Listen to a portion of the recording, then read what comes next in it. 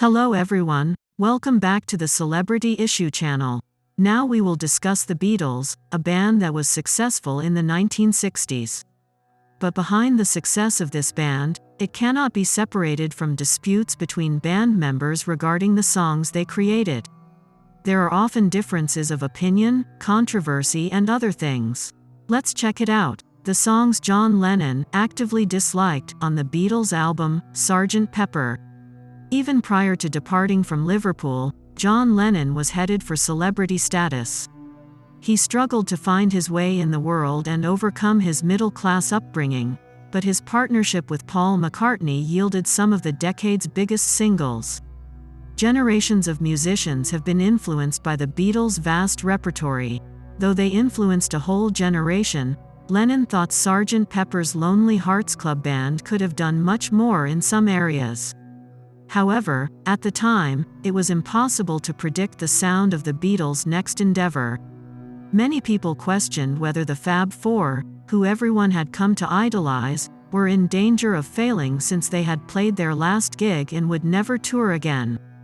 After McCartney decided to create a conceptual album centered upon a fictitious band, the entire group would play a variety of musical genres carefree, delivering flawless hard rock on the album's title track and rocking the house with a farewell performance at the conclusion. Despite McCartney's leadership, none of his bandmates were enthusiastic about the prospect of pursuing the project further.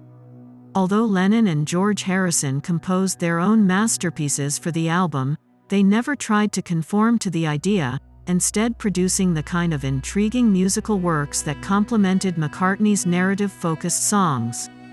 Lennon would later rue the way the record was mixed, stating, "I actively dislike bits, which didn't come out right."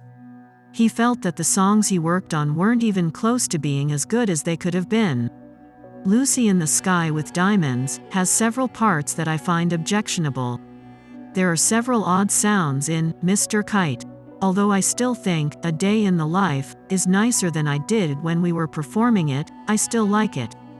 Notwithstanding Lennon's critical assessment of his own work, the album would be released at the ideal moment. In the heart of the summer of love, the Beatles accomplished this flawlessly. The record did represent a high point in Lennon and McCartney's collaboration, but it also signaled the beginning of the end because they eventually became estranged from one another and had a falling out in the late 1960s over business disagreements. Okay, don't forget to like, comment, and subscribe. See you next video.